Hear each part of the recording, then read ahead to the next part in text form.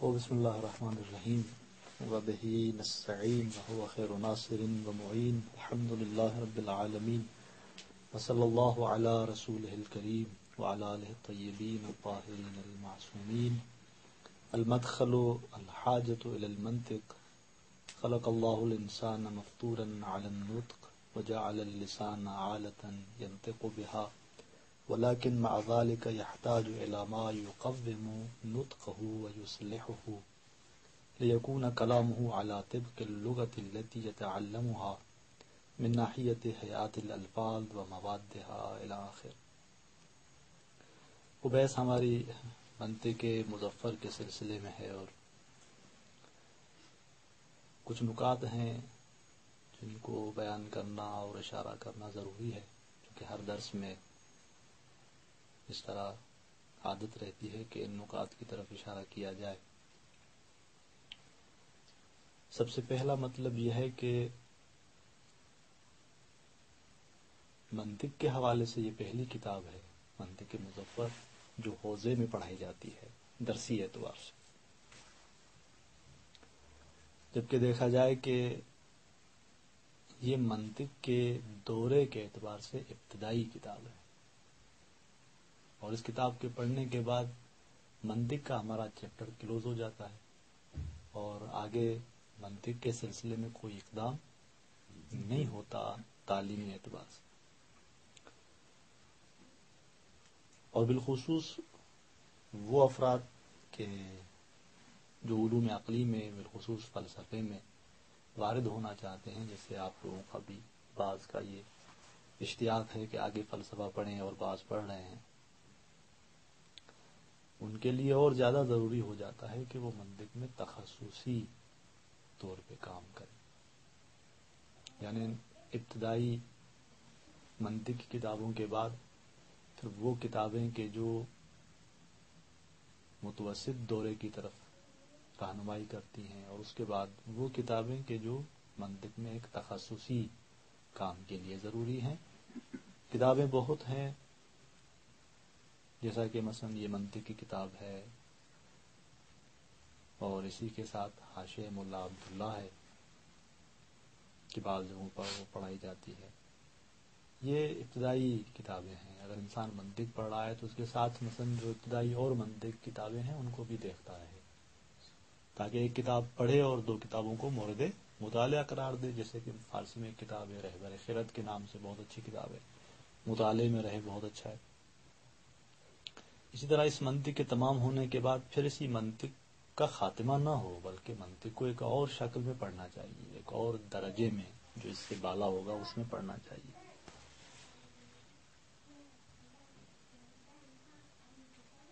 مثلا بعد کی جو کتابیں ہیں، جوہر نزید ہے اور شرح شمسیہ کے نام سے معروف کتابیں ہیں منطق کی.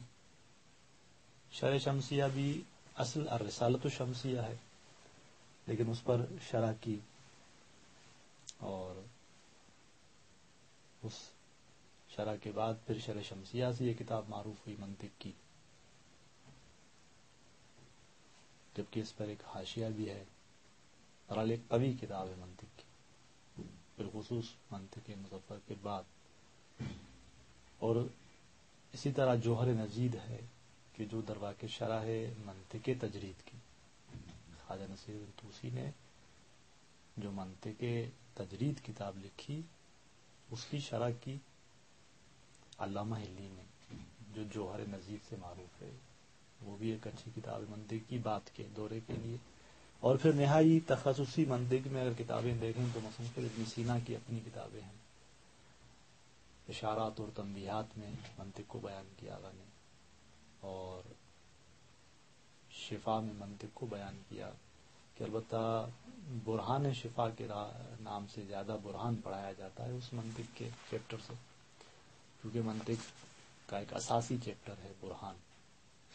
یہ کتابیں ہیں منطق کی کہ جس کو نظر میں رکھیں آپ اور فقط منطق مظفر پر اکتفا نہ کریں. اور بالخصوص وہ دوستان کے جو فلسفے میں آگے آنا چاہتے ہیں، کیونکہ فلسفہ آمیختہ ہے، مخلوط ہے، اس منطق کے ساتھ. فلسفے میں منطق کی اصطلاحات مطرح ہیں.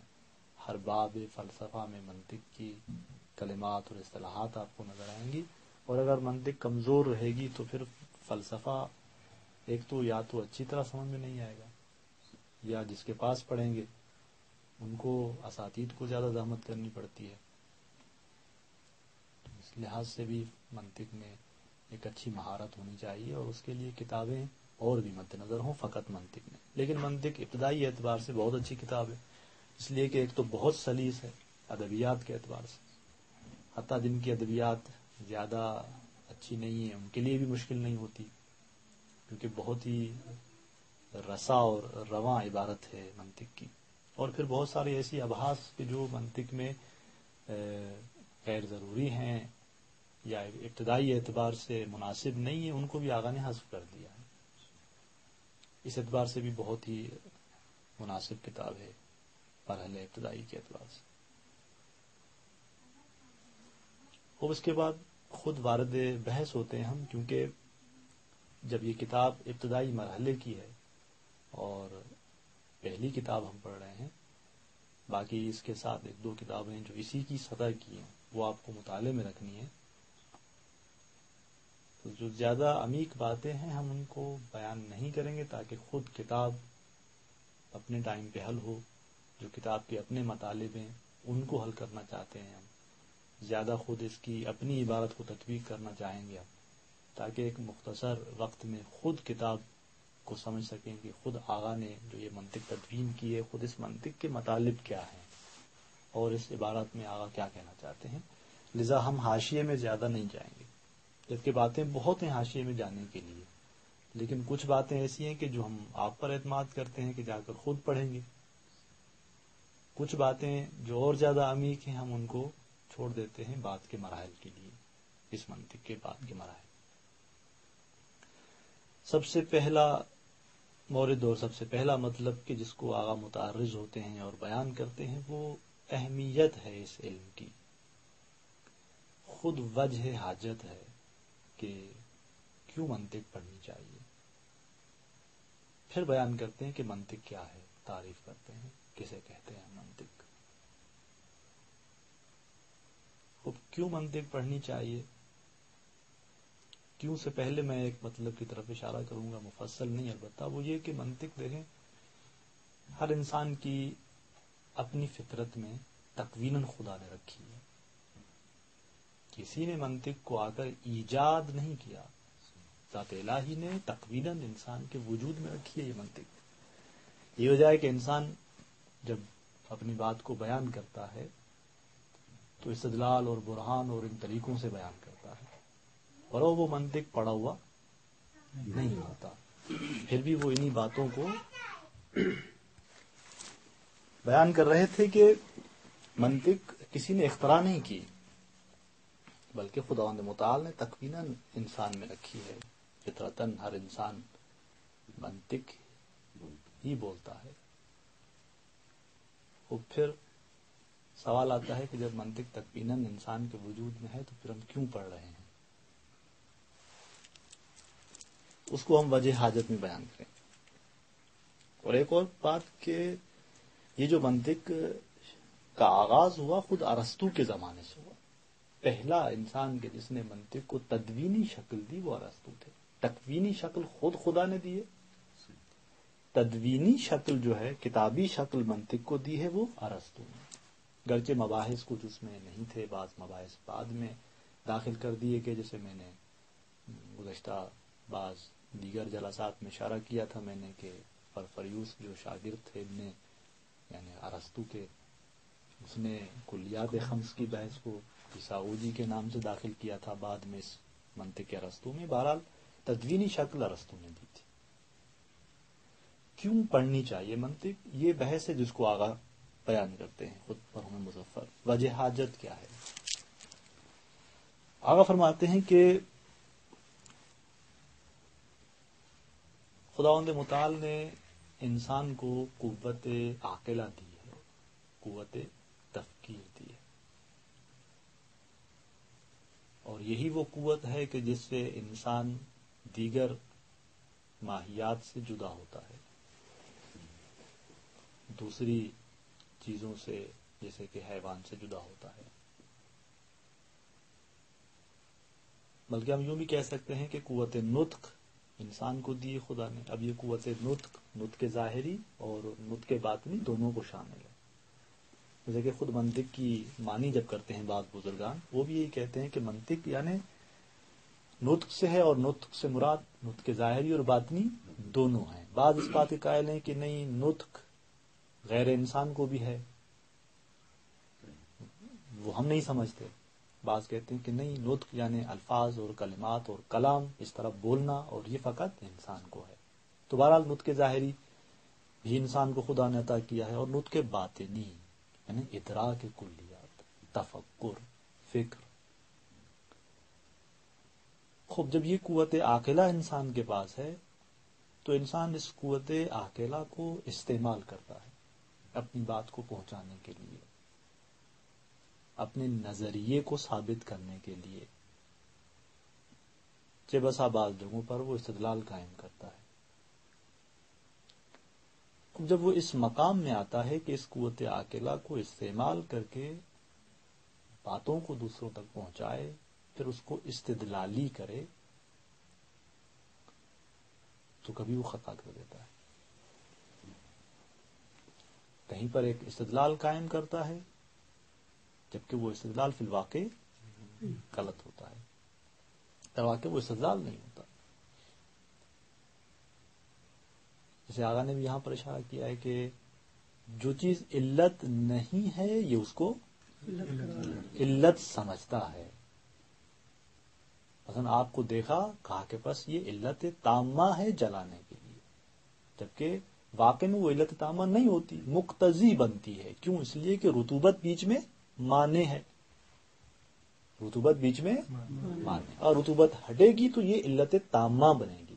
مقتضی بھی ہو اور مانے بھی نہ ہو تب جا کر ایک علت تامہ بنتی ہے. جبکہ یہاں فقط مقتضی ہے، صلاحیت ہے اس آگ میں جلانے کی، لیکن مانے موجود ہے. وہ اس صلاحیت اور مقتضی کو دیکھ کر کہہ رہا ہوتا ہے کہ بس یہ علت تامہ ہے. مثلا کبھی ایک برہان بنا رہا ہوتا ہے،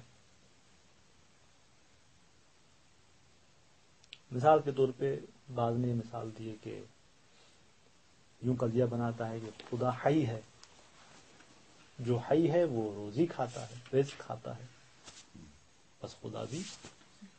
دیکھیں یہاں پر اشتباہ کہاں ہوا، غلطی کہاں پر ہوئی. وہ جو حد وسط کو ہم نے تکرار کیا وہ در واقع تکرار نہیں ہوئی. حی خدا کے مورد میں ایک معنی رکھتی ہے، حی کا کلمہ انسان کے مورد میں ایک اور معنی رکھتا ہے. جبکہ اسی شخص نے لفظ حی جس کی دو معنی ہیں، اس نے اسی ایک لفظ کو صغرا کبرا دونوں میں استعمال کیا. صغرا میں ایک معنی میں، کبرا میں ایک اور معنی میں، اور پھر یوں نتیجہ لیا. جبکہ اس کو اسی ایسے کلمے کو استعمال کرنا چاہیے تھا دونوں میں جس کی ایک معنی ہو. بس یہ کلمہ مشترک لفظی تھا، دو معنی میں یہ وضع ہوا تھا اور اس نے استعمال کیا اور اس کا نتیجہ غلط ہوا. اب یہاں پر آپ فرماتے ہیں کہ دیکھیں یہ جو ہم استدلال بناتے ہیں اور صغرا کبرا بناتے ہیں اپنے ایک نتیجے کو حاصل کرنے کے لیے، کبھی وہ صغرا کبرا کی شکل درست ہوتی ہے لیکن جو میٹر اندر ہوتا ہے، اس کے اندر مادہ جو اس کے اندر ہوتا ہے وہ صحیح نہیں ہوتا. کبھی میٹر تو صحیح ہوتا ہے لیکن شکل غلط ہوتی ہے. کہاں پر صغرا کلی آنی چاہیے، کہاں پر کبرا کلی آنی چاہیے، شکل درست نہیں ہوتی، ہم نتیجے تک نہیں پہنچ پاتے، یا جو نتیجہ نکلتا ہے وہ بھی غلط نکلتا ہے. خوب آپ فرماتے ہیں کہ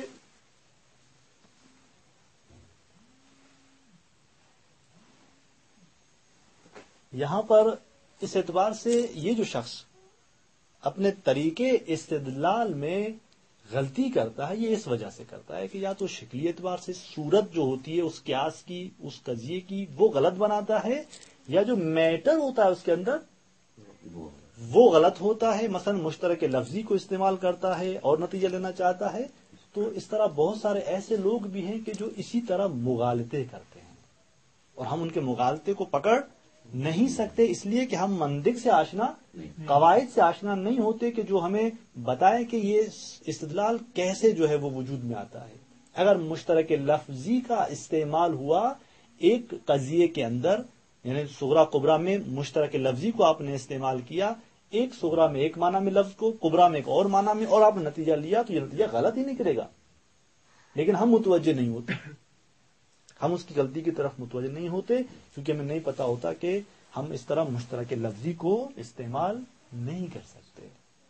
وہ فرماتے ہیں کہ وجہ حاجت یہیں سے روشن ہو جاتی ہے کہ اب ایسے قواعد ہونے چاہیے کہ جو اگر اس انسان کو سکھائیں کہ کہاں پر استدلال کیسے کیا جائے، اگر مغالطہ ہے تو اس کو کیسے پکڑا جائے، مغالطہ کیسے تشکیل پاتا ہے، برہان کیسے تشکیل پاتا ہے، بس قواعد ہونے چاہیے۔ اب یہ جو قواعد ہمارے سامنے ہوں گے، جو اس طرح کے طریقے استدلال کو بیان کر رہے ہوں گے اور جو استدلال کے صحیح شکل کو بیان کر رہے ہوں گے، ان قواعد کے مجموعے کا نام علم منطق ہے۔ بس وجہ حاجت یہاں سے روشن ہو جاتی ہے کہ انسان کیوں علم منطق کی طرف محتاج ہے، اپنے فکر کی درستگی کے لیے، جسے آقا نے یہاں پر بیان کیا۔ اور یہی ایک ہی وجہ جو ہے، بنیادی وجہ ہے، اور یہیں سے آپ اس کے شعوب اور اس کی فروعات نکال سکتے ہیں کہ انسان کیوں علم منطق کی طرف محتاج ہے۔ اس لیے کہ مثلا وہ آگے جو ہے وہ فلسفہ پڑھے گا اور منطق اس کے لیے ضروری بنے گی، اس لیے کہ منطق اس کے فکر کو درست کرے گی۔ فلسفے میں بھی انسان جب استدلال بنائے گا تو یہ درست بنا سکے گا۔ ہاں مثلا آپ کیوں کہیں کہ منطق کیوں پڑھے، اس لیے کہ منطق پڑھے وہ مغالطات سے بچے، وہیں پر بھی یہی بات ہے، بنیادی یہی بات ہے، یعنی یہ کہ اس کا فکر صحیح ہوگا، وہ قواعد اس کے ہاتھ میں ہوں گے کہ جس سے ایک فکر درست ہوتا ہے تو آٹومیٹک یہ اس مغالطات کو پکڑ لے گا۔ اب اس کے آپ کتنے بھی اور وجوہات خود یہیں سے نکلیں گی کہ منطق انسان کیوں پڑھے، ایک کہے گا کہ مغالطات سے بچنے کے لیے، ایک کہے گا کہ فلسفہ پڑھنے کے لیے، اب یہ تمام جم ہوتی ہیں اس ایک نقطے میں کہ یعنی صحت فکر، تصحیح فکر، قواعد ہونے چاہیے جو انسان کے فکر کو درست کریں۔ جب فکر درست ہوگا تو اب یہ انسان آرام سے اور بہتر انداز سے استدلال کو بنائے گا اور نتیجے کو جو صحیح ہوگا وہ حاصل کرے گا۔ یہ وجہ حاجت ہے۔ اس کے بعد آغا علم منطق کی تعریف میں وارد ہوتے ہیں اور فرماتے ہیں کہ علم منطق ایک ایسا آلہ ہے، قانونیت، کہ جو قانونی ہے، آلہ ہے، قانونی ہے۔ قانونیت سے مراد یہاں پر اس آلے کی کلیت کو بیان کرنا ہے۔ آلہ جزئی نہیں ہے بلکہ کلیت رکھتا ہے، قانونیت، کیونکہ قانون کو اصطلاح میں ایک قاعدے کلی کو قانون کہا جاتا ہے۔ آلۃ قانونیت، بس یہ منطق ایک آلہ ہے۔ آلہ کیا ہے اس کو ہم واضح کرتے ہیں، قانونی ہے، قاعدے کلی کا نام ہے۔ تأسم مراعاتها الذہن، کہ جس کی مراعات، جس آلے کی رعایت کرنا انسان کے ذہن کو بچاتی ہے عن الخطأ فی الفقہ، فکر میں خطا کرنے سے۔ قیودات ہیں اس کی واضح ہونی چاہیے تاکہ منطق کی یہ تعریف واضح ہو۔ آلتن کیا ہے، یہ ایک یہاں پر قید ہے۔ قانونیت کو میں نے بتا دیا ہے، قانونیت یعنی قاعدے کلی کی طرف اشارہ ہے، منطق کا جزیات سے تعلق نہیں ہے۔ اور پھر مراعاتها کی قید، جس کو خود آگا وضاحت کرتے ہیں کہ یہ مراعات ہم نے کیوں کہا، ایک شبہ ہے اس کو رفع کرنے کے لیے، ایک اشکال پیش آتا ہے اس کو دفع کرنے کے لیے۔ پھر مراعاتها تأسم مراعاتها الذہن، ذہن سے مراد کیا ہے یہاں پر۔ اور پھر عن الخطأ فی الفکر کی قید کیوں ہے، کیوں فکر کے علاوہ اور خطا بھی ہیں؟ جی ہاں، لسان کی خطا ہے، انسان گفتگو کر رہا ہوتا ہے، خود یہ گفتگو کی خطا ہے، کہاں پر فعل بولنا چاہیے، کہاں پر فاعل لانا چاہیے، یہ گفتگو میں، کلام میں خطا ہے، تو اس کا تعلق منطق سے نہیں ہے۔ قواعد صرف اور نحو ہیں جو انسان کے اس گفتگو کو صحیح کرتی ہیں، وہ قواعد صحیح کرتے ہیں انسان کی اس گفتگو کو کہ کہاں وہ کیسے جملے کو استعمال کرے تاکہ وہ جملہ درست ہو جائے۔ منطق کا اس کے ساتھ تعلق، منطق وہ آلہ قانونی ہے کہ جس کی مراد انسان کے ذہن کو فکر میں غلطی سے بچاتی ہے۔ سب سے پہلی آلتن، آپ فرماتے ہیں کہ آلتن جو قید تعریف میں بیان کی، اس غرض سے بیان کی کہ علوم ہمارے پاس دو قسم کے ہیں، ایک علوم عالی ہیں اور ایک علوم اصالی ہیں، یعنی اصلی ہیں، حقیقی ہیں۔ علوم اصالی یا اصلی یا علوم حقیقی سے مراد کیا ہے؟ فرماتے ہیں کہ علوم اصلی سے مراد یہ ہے کہ وہ فی نفس ہی مطلوب ہیں، بذات خود مطلوب ہیں، یعنی کچھ اور علوم کی وجہ سے یہ علم پڑھے نہیں جاتے، فی نفس ہی مطلوب ہیں۔ غرض وہاں پر متعلق بخود علم ہے، غرض متعلق بعلم دیگر نہیں ہے کہ ہم یہ علم پڑھ رہے ہیں اس لیے کہ دوسرے علوم کے مطالب کو سمجھیں، یہ علم پڑھ رہے ہیں تاکہ دوسرے علوم میں ہمارا فہم اچھا ہو اور نتیجے کا اخذ کرنا اچھا ہو، نہیں، فی نفس سے ہی یہ علوم مطلوب ہے۔ مثال الہیات، علم کلام، فلسفہ، علوم نظری، اس طرح کے فلسفے کو ہم پڑھتے ہیں، نہ یہ کہ ہم فلسفے کو پڑھتے ہیں مثلا کسی ایک اور علم کے لیے آلے کے طور پر، حتی مثلا علم اصول کو آپ دیکھیں، علم اصول بھی آلہ ہے کس کی نسبت؟ علم فقہ کی نسبت۔ اگر فقہ کو آپ جدا کر دیں، خالی علم اصول تدوین کیا گیا اس لیے کہ ایک شخص وہ جو کہ فقیہ ہے وہ استنباط کر سکے احکام شرعی کو، کہاں پر؟ فقہ میں۔ خوب یہ فقہ میں استنباط کب کرے گا؟ جب وہاں پر یہ مجتہد ہو، کس میں؟ خود قواعد اصولی میں۔ بس فقیہ جب قواعد اصولی پڑھ رہا ہوتا ہے تو فقیہ اس نیت سے پڑھ رہا ہوتا ہے کہ اس کو استعمال کرے آلے کے طور پر فقہ میں۔ بس کچھ علوم آلی ہیں کہ جو دوسرے علوم میں مورد استعمال ہوتے ہیں، یعنی یہ علوم ذریعہ بنتے ہیں، وسیلہ بنتے ہیں، آلہ بنتے ہیں اس فاعل کے لیے کہ وہ اپنا اثر دکھائے ایک اور مورد میں۔ جیسے کہ لغت میں اگر آپ آلے کی معنی دیکھیں تو یعنی آلہ کسے کہتے ہیں؟ فاعل اور منفعل کے درمیان کا واسطہ، کہ جو واسطہ بنتا ہے فاعل اور منفعل کے درمیان، کس لیے؟ تاکہ اس فاعل کا اثر، اس مؤثر کا اثر پہنچے اس منفعل تک۔ فاعل جو اثر انداز ہوتا ہے، منفعل جو اثر قبول کرتا ہے۔ اب یہ اثر فاعل کا اس منفعل تک پہنچے، یہ بیچ میں آلہ جو چیز ہے، جو واسطہ ہے، اس کے ذریعے ہوتا ہے، تو اسے ہم آلہ کہتے ہیں۔ وہ فرماتے ہیں کہ یہاں پر جیسا کہ آپ نے دیکھا نجار جو میز بنا رہا ہوتا ہے وہ اپنا اثر اس میز کی وجود میں میز پر چھوڑ رہا ہوتا ہے، کس کے ذریعے؟ جو آلات نجاری ہیں ان کے ذریعے۔ وہ فرماتے ہیں کہ یہ منطقی بھی یہی کام کرتا ہے، یعنی کیا؟ منطق آلہ بنتی ہے، یعنی وہ انسان کے جس کو اللہ نے، خدا نے قوت عاقلہ عطا کی ہے، اب یہ قوت عاقلہ مجہولات تک پہنچنا چاہتی ہے، وہ کیسے پہنچے گی؟ اس کے لیے یہ منطق کے قواعد آلہ بنتے ہیں، تو وہ ان منطق کے قواعد کے ذریعے تصرف کر کے معلومات میں مجہولات تک پہنچتا ہے۔ وہ فرماتے اس لیے اعتبار سے یہ جو ہے، اب یہ مجہولات تک پہنچنا علم فلسفے میں ہو، دیگر علوم میں ہو، تمام علوم دیگر میں روش کون دے رہا ہے؟ یہ منطق دے رہی ہے۔ مجہولات تک پہنچنے کی جو روش ہے درست فکر کی، وہ منطق دے رہی ہے۔ لذا فرماتے ہیں کہ منطق اعلیٰ ہے، یعنی خود ایک ایسا علم نہیں کہ بے ذات ہی مطلوب ہو، بے نفس ہی مطلوب ہو، بلکہ دوسرے علوم کے لیے مطلوب ہے، لیکن اس کے مقابلے میں وہ علوم جو کہ اصالی ہیں وہ فی نفس ہی مطلوب ہوتے ہیں۔ بس یہ ایک قید واضح ہو گئی کہ آلتن ایسے ہے۔ پھر فرماتے ہیں کہ مراعات و ہا کی قید کیوں بڑھا دی گئی؟ وہ فرماتے ہیں کہ اس لیے کہ کوئی اشکال کرنے والا یہ اشکال کرتا ہے کہ بہت سارے علماء کو، افراد کو، طلاب کو دیکھتے ہیں منطق پڑھتے ہیں لیکن تفکیر میں خطا کرتے ہیں، درست فکر قضیہ بناتے ہیں، غلط بناتے ہیں، استدلال کرتے ہیں، غلط بناتے ہیں، لذا نتیجہ بھی صحیح نہیں نکلتا۔ پھر منطق کیوں ان کے افکار کو صحیح نہیں کرتی؟ خوب تعریف سے پہلے آگاہ نے اس کا جواب دیا تھا، ایک نقضی جواب بھی دیا تھا کہ خوب یہ کام فقط منطقی نہیں، حتیٰ جو علم نحو و صرف پڑھتے ہیں ان سے بھی ہوتا ہے۔ پھر آگاہ حلی جواب دیتے ہیں کہ کیا وجہ کیا ہے کہ یہ پڑھنے کے باوجود انسان کا فکر صحیح نہیں ہوتا؟ فرماتے ہیں کہ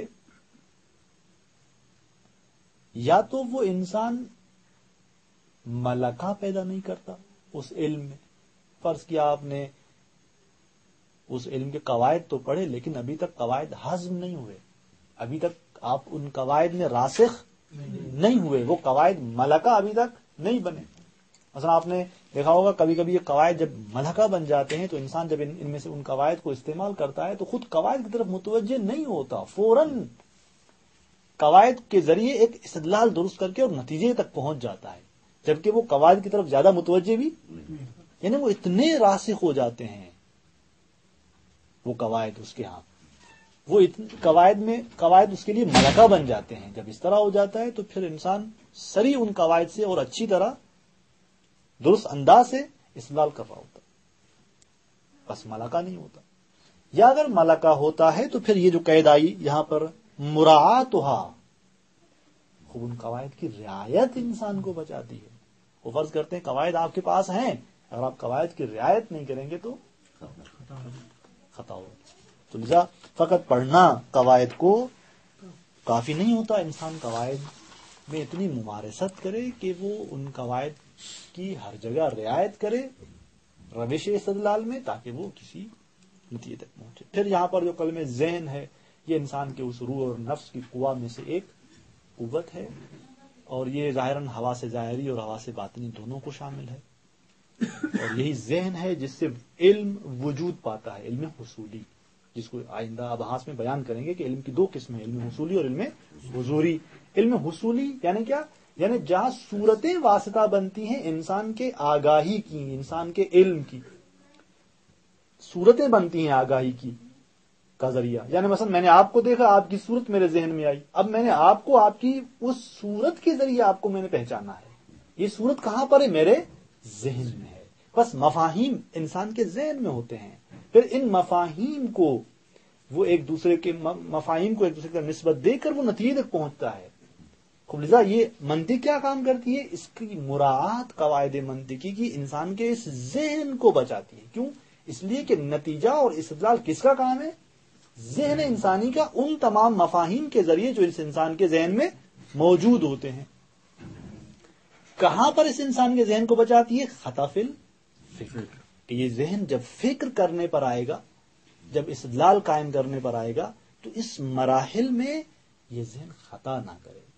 لذا منطق ایک اعلی قانونی ہے, ان کلی قواعد کا نام ہے کہ جن کی حیثیت عالی کی ہے, یعنی خود بے نفس ہی مطلوب نہیں ہے, دیگر علوم کے لیے مورد توجہ ہیں, اور یہ وہ قواعد ہیں کہ جو انسان کے ذہن کو بچاتے ہیں فکر میں غلطی سے بچانے کے لیے.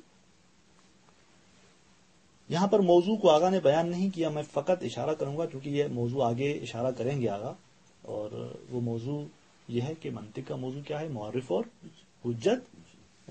یعنی کیا معرف اور حجت, یعنی جب انسان کا منطق کے قواعد انسان کے فکر کے صحیح ہونے سے تعلق رکھتے ہیں تو اب یہ انسان کی فکر دو کام کر رہی ہوتی ہے. ایک تو مفاہیم کو پہچاننا شروع کرتی ہے, تعریف کرنا شروع کرتی ہے.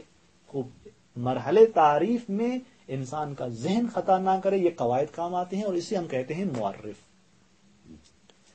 ایک مرتبہ حجت ہے, یعنی بحث تصدیق ہے, بحث استدلال ہے, جس کو ہم حجت کے نام تعبیر کرتے ہیں. تو وہاں پر بھی کام انسان کے فکر کا ہوتا ہے, تو انسان کی فکر وہاں غلطی نہ کرے. چونکہ آپ کو پتا ہے کہ کسی بھی علم کے ابحاث جو ہیں وہ اس علم کے موضوع کے ارد گرد گھومتے ہیں, موضوع سے باہر. آپ نے بیان کیا کہ منطق کا موضوع معرف اور حجت, اب جتنے ابحاث منطق ہیں وہ اسی کے ارد گرد ہوتے ہیں. یا دوسرے الفاظ میں بعض اس منطق کا موضوع بیان کرتے ہیں معلومات تصوری اور معلومات, وہ کیوں, یہی چیز ہے معلومات تصوری, یعنی یہی معرف. کیونکہ معرف میں بھی ہم کیا کام کر رہے ہوتے ہیں, تصوری ایک کام کر رہے ہوتے ہیں کہ یعنی معلومات تصوری کے ذریعے ہم مجہولات تصوری کو حاصل کر رہے ہوتے ہیں. تصور اچھا اور بہتر اور صحیح بنانا چاہ رہے ہوتے ہیں مفاہیم کی نسبت. نظام تعریف کرنا شروع کرتے ہیں, ہم اس مفہوم کی تصویر ہمارے ذہن میں ایک صحیح بیٹھے, ہم ان کے معلومات تصوری سے مجہولات تصوری تک چلے جاتے ہیں. اما ایک مرتبہ معلومات تصدیقی ہے، اور یہ وہی جس کو ہم نے حجت کہا تھا۔ اب اس بحث کو ہم تطبیق کرتے ہیں۔ المدخل، مدخل کے عنوان سے کچھ نکات بیان کرنا چاہتے ہیں آغا، اس سے پہلے کہ وارد اصلی بحث میں ہوں۔ خود مدخل یعنی ایک مقدمے کے عنوان سے چند چیزوں کو بیان کرنا چاہتے ہیں۔ الحاجت الی المنطق، سب سے پہلا مطلب منطق کی حاجت اور ضرورت۔ بیان کیا ہم نے کہ منطق مثلا نطق ینطقو سے ہے، اور یا اس کو مصدر میمی لیا جاتا ہے مبالغے کی معنی میں، یا اس کو اس میں مکان لیا جاتا ہے یعنی محل نطق اس معنی میں لیا جاتا ہے۔ اور یہ نطق عام ہے، نطق ظاہری اور باطنی دونوں کو۔ نطق باطنی یعنی وہی ادراک کلیات، اور نطق ظاہری یعنی وہی قوت تکلم۔ خلق اللہ الانسان مفطورا علی النطق، خداوند متعال نے انسان کو فطرتاً نطق پر خلق کیا، قوت تکلم دی انسان کو خدا نے۔ وجعل اللسان آلۃ ینطق بہا، اور اس کی زبان کو آلہ قرار دیا کہ وہ اس سے نطق کرے، بات کرے۔ ولیکن مع ذلک یحتاج الی ما یقوم نطقہ، فرماتے ہیں کہ اس کے باوجود کہ خدا نے اس کو یہ آلِ نطق عنایت کیا فطرتاً، پھر بھی وہ محتاج ہے کہ ایک ایسی چیز کی طرف جو اس کے نطق کو قوام بخشے، نطق کو قوام بخشے اور اس کو بہتر بنائے۔ وَيُصْلِحُهُ، اور اس کی اصلاح کرے، تاکہ اس کا یہ کلام ہو جائے علی طبق اللغہ، اس زبان کے مطابق التی یتعلمها، کہ جس زبان کو وہ سیکھ رہا ہوتا ہے۔ کس اعتبار سے اس زبان کے مطابق ہو جائے؟ من ناحیت حیات الالفاظ و موادها، الفاظ کی شکل اور ان کے مادے کے اعتبار سے۔ مثلا ضرب، اس کی ایک شکل ضربہ یضربو ہے، یہ حیات ہے اس کی، خود الضرب یہ مادہ ہے، بس مادے اور حیات دونوں کے اعتبار سے وہ کلام فرماتے ہیں کہ طبق لغت ہو جائے، یہ محتاج ہے ایک اس طرح کی چیز کا، اس طرح کے شخص کا کہ جو اس کے نطق کو قوام بخشے۔ فَيَحْتَاجُ أَوَّلًا إِلَى الْمُدَرِّبِ، پس وہ پہلے مرتبے میں محتاج ہوتا ہے ایک ایسے مدرب اور معلم کی طرف کہ الذي يعوده على ممارستها، کہ جو اس کو عادت دلائے کس بات پر؟ اس لغت کی ممارست پر، تمرین پر۔ وثانيا الى قانون يرجع اليه يعصم لسانه عن الخطا، اور دوسرے مرحلے میں یہ محتاج ہوتا ہے قانون کی طرف کہ جس قانون کی طرف یہ رجوع کرے اور وہ اس کی زبان کو بچائے عن الخطا، کلام میں جو غلطی واقع ہوتی ہے سخن میں، اس خطا سے، خطا فی النطق سے۔ فذلك هو النحو والصرف، اور وہ کیا ہے؟ بس دیکھا آپ نے کہ قوت نطق تکویناً انسان کے اندر ہے، لیکن یہ نطق قوام پائے، اصلاح پائے، خوب اس کے لیے ایک ممارست کی ضرورت ہے، ایک مدرب کی ضرورت ہے جو اس کو ممارست پر عادت دلائے، اور اسی کے لیے قانون کی ضرورت ہے۔ وَكَذَلِكَ خَلَقَ اللَّهُ الْإِنسَانَ مَفْطُورًا عَلَى التَّفْكِيرِ، اور اسی طرح خدا نے انسان کو فطرتاً تفکیر پر خلق کیا، یعنی فکر کرنے پر خلق کیا۔ بما، کس چیز کے ذریعے یہ فکر کر رہا ہوتا ہے؟ بما منحہ، اس چیز کے ذریعے کہ جو خدا نے اس کو عطا کی ہے، اور وہ کیا ہے؟ ما کا بیان من قوت عاقلۃ مفکرہ، یہ قوت عاقلہ مفکرہ ہے کہ جس سے انسان فکر کر رہا ہوتا ہے۔ لا کل عجماوات، نہ کہ مثلا جانوران کے جو قوت نطق نہیں، قوت فکر نہیں رکھتے، تفکیر نہیں ہوتی ان کے پاس، کیونکہ ان کے پاس قوت عاقلہ نہیں ہے۔ ولیکن مع ذلک نجدہ کثیر الخطأ فی افکارہ، خدا نے اس کو تفکیر پر تو خلق کیا ہے، فکر کرنے پر فطرتاً، لیکن ہم دیکھتے ہیں کہ اکثر موارد میں یہ انسان اپنے افکار میں خطا کرتا ہے۔ فَيَحْسِبُ مَا لَيْسَ بِعِلَّةٍ عِلَّةً، جو چیز علت نہیں ہوتی اس کو علت حساب کر رہا ہوتا ہے، جس کی ہم نے توضیح دی تھی۔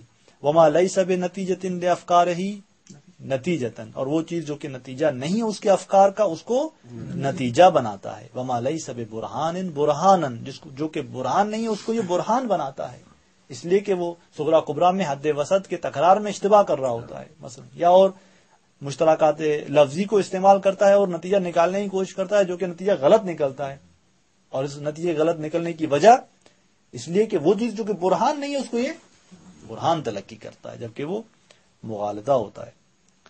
وقد یعتقد بامر فاسد، کبھی ایک فاسد اور غلط امر کا عقیدہ پیدا کرتا ہے، او صحیح من مقدمات فاسدہ، یا بات درست ہوتی ہے لیکن غلط مقدمات سے، وهكذا فهو اذن بحاجة الى ما يصحح افکارہ ويرشدہ الى طریق الاستنتاج الصحیح۔ قضا فرماتے ہیں کہ اس صورت میں یہ شخص محتاج ہے ایک ایسی چیز کی طرف کہ جو اس کے افکار کو درست کرے اور اس کی ہدایت کرے درست نتیجے کی طرف، کہ طریقے استنتاج صحیح کیا ہے، صحیح نتیجہ لینے کا راستہ کیا ہے، اس کی طرف اس کو ہدایت کرے۔ وَيُدَرِّبُهُ عَلَى تَنظِيمِ أَفْكَارِهِ وَتَعْدِيلِهَا، اور اس کی نسبت وہ معلم بنے، يُدَرِّبُهُ یعنی اس کو سکھائے، عَلَى تَنظِيمِ أَفْكَارِهِ وَتَعْدِيلِهَا مدرب بنے وہ چیز، اس کی نسبت کس بات پر؟ اس کے افکار کے نظم پر اور اس کے افکار کے اعتدال میں لانے پر، کہ اس کے افکار کو منظم کرے اور معتدل کرے۔ وقت ذکروا ان علم المنطق هو الادات، اور بیان کیا علماء نے کہ یہ علم منطق وہ ادات ہے التي يستعين بها الانسان، کہ جس کے ذریعے انسان کمک پاتا ہے علی العصمۃ من الخطا، خطا سے بچنے پر، وترشدہ الی صحیح افکارہ، اور یہی وہ ادات ہے کہ جو اس کی ہدایت کرتا ہے کس بات کی طرف؟ افکار کی صحت کی طرف۔ فکما ان النحو والصرف لا يعلمان الانسان النطق، جس طرح نحو اور صرف یہ دو انسان کو علم نہیں دیتے نطق کا، وانما يعلمانہ تصحیح النطق، مگر کیا کام کرتے ہیں یہ نحو اور صرف؟ اس انسان کو تعلیم دیتے ہیں تصحیح نطق کا، کہ کیسے صحیح بات کرے، سخن بولے۔ فَكَذَلِكَ علم المنطق لا يعلم الانسان التفکیر، کہ علم منطق انسان کو فکر کرنا نہیں سکھاتی، بل یرشدہ الی تصحیح التفکیر، علم منطق اسے ہدایت کرتی ہے فکر کے صحیح فکر کرنے کی طرف۔ اذن فحاجتنا الی المنطق ہی تصحیح افکارنا، بس ہماری حاجت اور ضرورت منطق کی طرف کیا ہے کہ ہمارے افکار صحیح ہوں۔ وما اعظمها من حاجت، آگے دیں کہ وما اعظمها من حاجت، یعنی کتنی بہت بڑی ہے یہ حاجت، کتنی عظیم ہے یہ ضرورت۔ ولو قلتم، اگر آپ نے یہ اشکال کیا کہ ان الناس یدرسون المنطق، لوگ منطق پڑھتے ہیں، ویخطئون فی تفکیرہم، لیکن وہ اپنی فکر میں غلطی کرتے ہیں، پس فلا نفع فیہ، اس منطق کے درس میں کوئی فائدہ۔ قلنا لکم، ہم انہیں کہیں گے کہ ان الناس یدرسون علم النحو والصرف، نقضی جواب دینے کا کہ لوگ علم نحو اور صرف پڑھتے ہیں، فیخطئون فی نطقہم، پھر وہ اپنے سخن میں کلام میں غلطی کرتے ہیں۔ ولیس ذالک، پھر جواب حلی دیتے ہیں کہ یہ ایسا نہیں ہے علم نحو صرف ہو کہ جہاں انسان پڑھنے کے بعد بھی غلطی کر رہا ہوتا ہے، یا علم منطق ہو کہ جہاں پڑھنے کے بعد انسان اپنے فکر میں غلطی کر رہا ہوتا ہے، یہ نہیں ہے ایسا، مگر اس کا جو سبب اساسی وہ یہ ہے کہ لأن الدارس للعلم لا يحصل على ملکۃ العلم، کہ جو اس علم کا پڑھنے والا ہے، دارس ہے، درس پڑھ رہا ہے، وہ ابھی تک ملک علم تک نہیں پہنچا، اس نے ملکہ حاصل نہیں کیا۔ او لا یراعی قواعدہ عند الحاجہ، یا یہ کہ وہ اصلاً ضرورت کے وقت اس منطق کے قواعد کی رعایت نہیں کرتا۔ او یخطئ فی تطبیقہا، یا پھر تیسری وجہ کہ وہ گرچہ قواعد جانتا ہے لیکن آپ فرماتے ہیں کہ قواعد کی رعایت بھی کرتا ہے، لیکن قواعد کو تطبیق میں خطا کرتا ہے، کون سا قاعدہ کہاں تطبیق ہونا چاہیے وہاں پر اشتباہ کرتا ہے، فیشد عن الصواب، اور یہ حقیقت سے رہ جاتا ہے۔ خوب وجہ حاجت معلوم ہو گئی، فرماتے ہیں کہ تعریف علم المنطق، علم منطق کی تعریف، ولذالک عرفوا علم المنطق، یہی وجہ ہے کہ علم منطق کی تعریف کی ہے علماء نے کہ بأنہ آلۃ قانونیۃ تعصم مراعاتها الذہن عن الخطأ فی الفکر، کہ علم منطق کیا ہے؟ ایک ایسا آلے قانونی ہے۔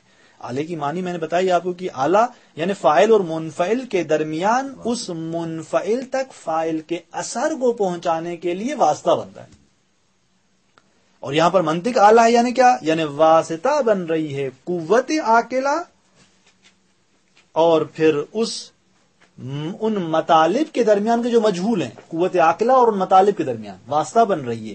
خوب کس بات میں واسطہ بن رہی ہے؟ تاکہ یہ قوت عاقلہ سے جو اثر ہے اس قوت عاقلہ کا، یعنی کسب کرنا، اکتساب، وہ اثر وہاں تک پہنچ سکے. یعنی جن مطالب کو حاصل کیا جا رہا ہے، جن مطالب تک انسان پہنچنا چاہتا ہے اپنی قوت عاقلہ کے ذریعے، وہ ان قواعد کا محتاج ہے. یہ قواعد اعلیٰ بنتے ہیں کہ ان قواعد کے ذریعے اس قوت عاقلہ کا اثر پہنچتا ہے وہاں پر ان مطالب کی طرف کے جو مجہول ہوتے ہیں، جن کو کسب کرنا چاہتا ہے انسان. خوب اعلی قانونی ہے، یعنی قواعد کلی کا نام ہے. قانونی یعنی وہ قواعد کے جن کو کلیت حاصل ہے. تاسم مراعات و الذہن کہ جن قواعد کی رعایت کرنا بچاتی ہے مراعات اس کی ذہن انسانی کو الخطأ فی الفکر، فکر میں غلطی کرنے سے. فانظر الی کلمۃ مراعاتها، قیودات کو واضح کرتے ہیں. آگا فقط دو قیود کو واضح کرنا چاہتے ہیں، ایک کلمہ مراعات ہوا اس میں، اور دوسرا آلتن. آلتن کو پھر مراعات کے بعد توضیح دیتے ہیں. فرماتے ہیں کہ کلمہ مراعات وہاں کی طرف آپ نظر کریں. وعرف السر فیہا، یعنی فانظر نظر کریں آپ کلمہ مراعات کی طرف. وعرف السر فیہا، اور جو راز ہے اس کلمے میں اسی کو آپ جانیں. کما قدمنا ہو، جیسے کہ ہم نے پہلے اس کی طرف اشارہ کیا. وہ جواب تھا اشکال کے جواب میں. قلنا لکم میں جو آقا نے کہی تھی بات کہ جس نے اشکال کیا تھا، آقا نے کیا کہا کہ اس کو ملکہ نہیں ہے، یا قواعد جانتا ہے رعایت نہیں کرتا، تطبیق صحیح نہیں کرتا. وہی بات ہے. فلیس کل من تعلم المنطق عصم عن الخطأ فی الفکر، ہر ایسا شخص کہ جو منطق کو حاصل کرے، تعلیم منطق کی حاصل کرے، فلیس وہ نہیں ہر ایک ایسا شخص کہ عصم عن الخطأ فی الفکر، کہ وہ بچ جائے کس سے؟ فکر میں غلطی سے. کما انہ لیس کل من تعلم النحو عصم عن الخطأ فی اللسان، جیسا کہ نہیں ہر ایسا شخص کہ جو نحو حاصل کرے، تعلیم نحو حاصل کرے، اما بچ جائے لسان میں خطا سے، یعنی اس کی بات، اس کا کلام بہتر ہو جائے، غلطی نہ کرے، یہ ضروری نہیں. بل لابد من مراعات القواعد. ہاں اگر فکر منطقی کا صحیح ہونا چاہتا ہے یا اس کا کلام درست ہونا چاہتا ہے نحوی کا، تو وہ کیا کرے؟ قواعد کی رعایت کرنا. وملاحظتها عند الحاجہ، یعنی ضروری ہے قواعد رعایت ہوں اور ان قواعد کا لحاظ ہو عند الحاجہ. لیعصم ذہن ہو اور لسان ہو، تاکہ اس کا ذہن اور اس کی زبان کیا ہو جائے؟ بچ جائے. اس کا ذہن بچ جائے کس سے؟ فکر میں غلطی سے. اس کی لسان بچ جائے کہاں سے؟ تکلم اور نطق میں غلطی سے. انشاءاللہ یہ مابعد مطلب جس کی ہمیں توضیح دی تھی کل تطبیق کریں گے. صلی اللہ علی رسول الکریم.